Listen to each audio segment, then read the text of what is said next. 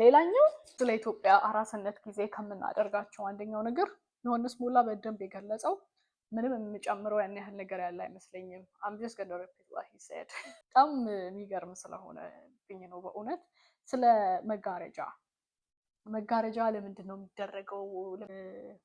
አራስ ቤት በመጋረጃ ተጋርዳ ራቱ ዲም ተደርጎ ጨለማ ተደርጎ የምትቀመጥበት ምክንያት አንደኛው ሪዝን is for privacy። ሳሎን እና ጓዳ ነው ብዙ ጊዜ ያለን ወይ እና አሁን እንደውም የተሻሻለ በደንብ መኝታ ቤት ምናምን ነገር እየኖረን መጣ እንጂ በድሮ ሰዓት በቃ ጓዳና ሳሎን ነው ያለው። ያው ሰው መጥቶ ሲጠይቅ ፕራይቬሲዋ እንዲጠበቅ ልጇን እንደፈለገች ማጥባት እንድትችል ሰው አየኝ አላየኝ ሳትል ሳትሳቀቅ ስኪን ቱ ስኪን ኮንታክት ማድረግ ብትፈልግ that will allow her to ፕራይቬሲዋ እንዲጠበቅ ማለት ነው። እና that is amazing.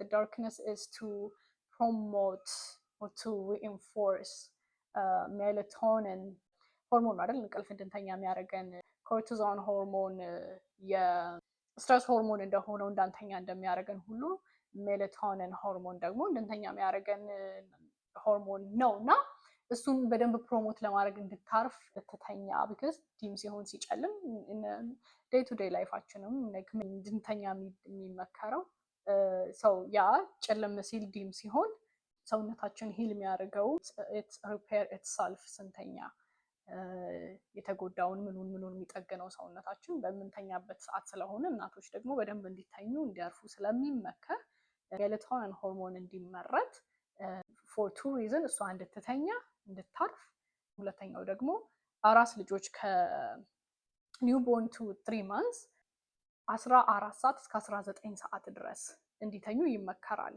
እና እነሱም ህፃኑም እንዲተኛ እንዲያርፍ ነው።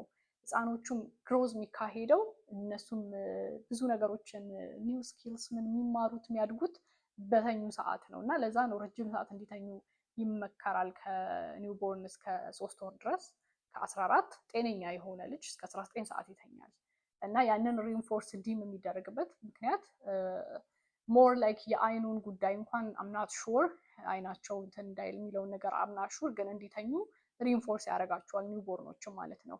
እነን ሌላኛው እናት የምታመርተው ወተት በቀንና በማታ የምታመርተው ወተት ይለያያል፣ ሆርሞኑ ውስጡ ያለው ማለት ነው።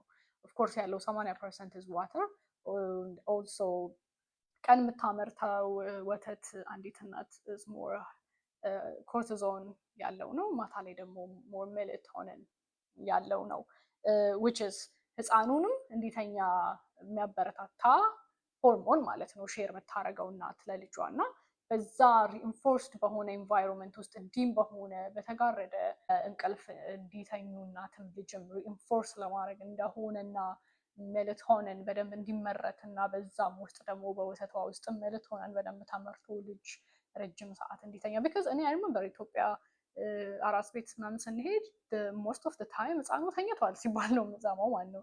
እዚህ ግን ሞስት ኦፍ ዘ ታይም ልጁ ተኝቷል የሚባልበት ሰዓት ወይም ልጅቷ ተኝታለች የሚባልበት ሰዓት እኔም ቤት ሌሎችም ሰዎች ቤት እንትን ነው። ምክንያቱም እንደዚህ አይነት ኤንቫይሮንመንት ውስጥ አንቆይም። አንደኛ ኑሮ ላይፍ ስታይላችን ስለማይፈቅድልንም ነው እውነት ለመናገር ላይፍ ስታይላችን የማይፈቅድልንም። ግን ይሄንን አክሰፕት አድርገን ጥቅሙ በልጦ ከተገኘ this is a privilege። ጥናቱ ይሄንን ሳያካሂድና ሳያቀርበው በፊት የኛ እናቶችና አባቶች ይሄንን ፊገር አውት አድርገው እዚህ ጋር ካደረሱልን ከማጣጣላችን እና ከማንቋሸሻችን በፊት ይሄንን የማስቀጠል ጥናት የማድረግ እና ይሄንን አክሰፕት የማድረግን ኃላፊነት የኛ ይመስለኛል። I'm so grateful for this culture and such a privilege to have። አይመስላችሁም? So yeah, what do you think about this? Let me know. Bye bye.